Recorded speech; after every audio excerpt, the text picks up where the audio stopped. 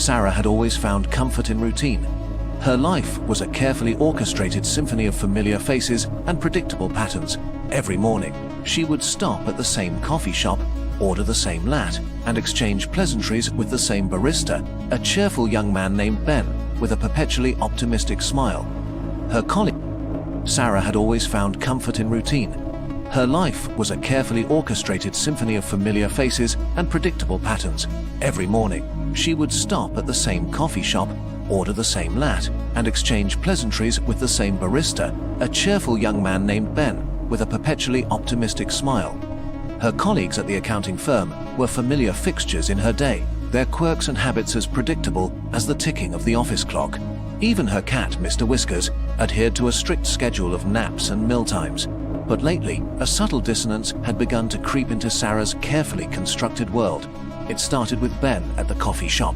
One Tuesday morning, his usual bright smile seemed slightly off.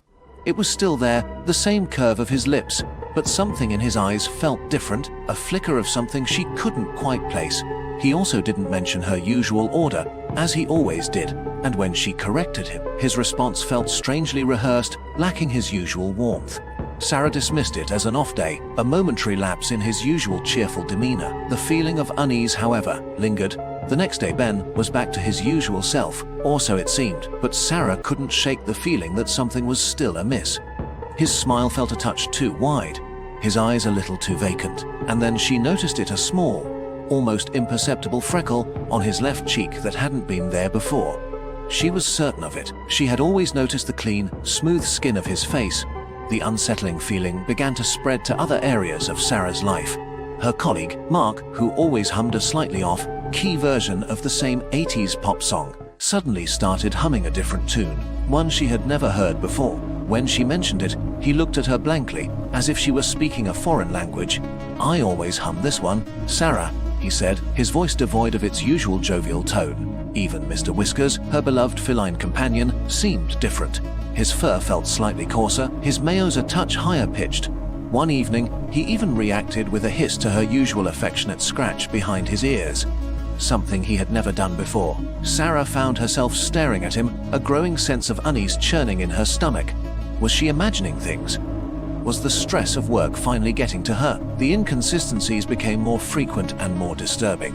Her neighbor, Mrs. Henderson, who always meticulously tended her rose bushes, now had a garden filled with strange, dark-colored flowers Sarah had never seen before. When Sarah commented on them, Mrs. Henderson simply smiled, a wide, unsettling smile that didn't quite reach her eyes, and said, "Oh, they've always been here, dear." Sarah started to feel like she was living in a distorted mirror image of her own life. The people around her looked the same, sounded the same, but something fundamental had shifted. It was as if they were all wearing masks, subtly different versions of the people she knew. The feeling of being watched intensified. Sarah would catch glimpses of movement in the corners of her eyes, fleeting shadows that vanished when she turned her head. She started checking the locks on her doors and windows multiple times a night, a growing paranoia gripping her. Was she the only one who noticed these changes? Was she going crazy? One evening, she decided to confide in her sister, Emily. She recounted the strange occurrences, her voice trembling with anxiety. Emily listened patiently, but her response chilled Sarah to the bone. "Sarah," she said, her voice laced with concern, "you haven't been yourself lately. Everything you're describing sounds unlike the Ben, Mark, and Mrs. Henderson I know." "But I'm telling you the truth," Sarah insisted, her voice rising in desperation. "They're different. Something's not right." There was a pause on the other end of the line. "Then," Emily said, her tone strangely flat, Perhaps you're the one who's different, Sarah." The words hung in the air, heavy with a chilling implication. Sarah felt a cold dread wash over her. Was it possible? Was she the one who had changed? Her perception of reality warped. That night, Sarah couldn't sleep. Every creak of the house, every rustle of leaves outside her window sounded like a sinister whisper. She lay in bed, staring at the ceiling, her mind racing, trying to make sense of the unsettling changes around her. Suddenly, she heard a soft scratching sound coming from her closet. Mr. Whiskers often slept in there, so she initially dismissed it. But the scratching grew more insistent, more frantic. Sarah cautiously got out of bed and approached the closet door. As she reached for the handle, she noticed something on the floor just beneath the door. It was a small tuft of white fur.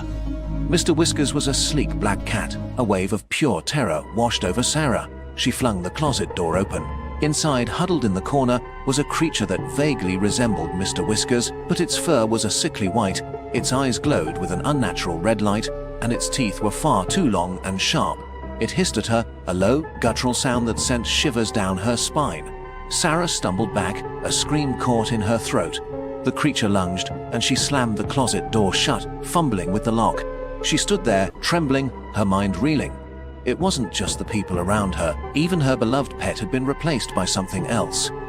Suddenly, she heard footsteps approaching her bedroom door. They were light and familiar. "Sarah, are you all right?"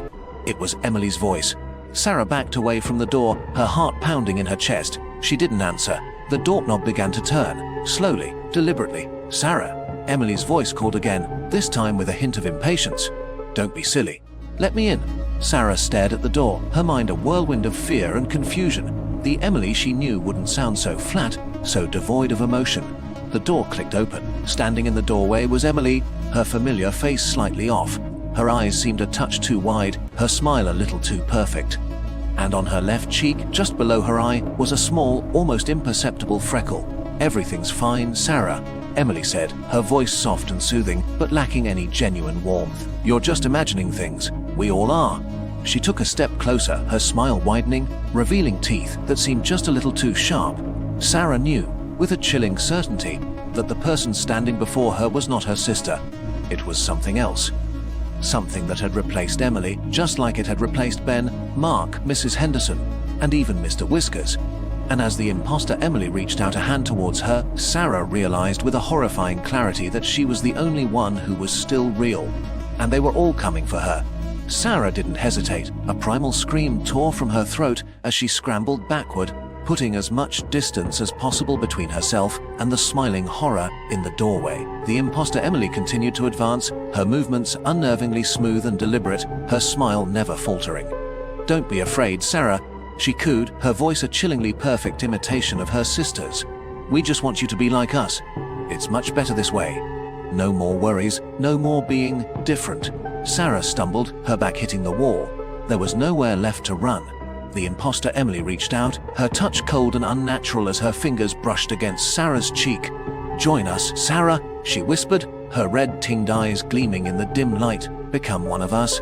And as the imposter's touch spread a creeping coldness through her body, Sarah knew, with a final, terrifying certainty, that her carefully constructed world had completely shattered, and she was about to become just another flawless, vacant smile in a world that was no longer her own.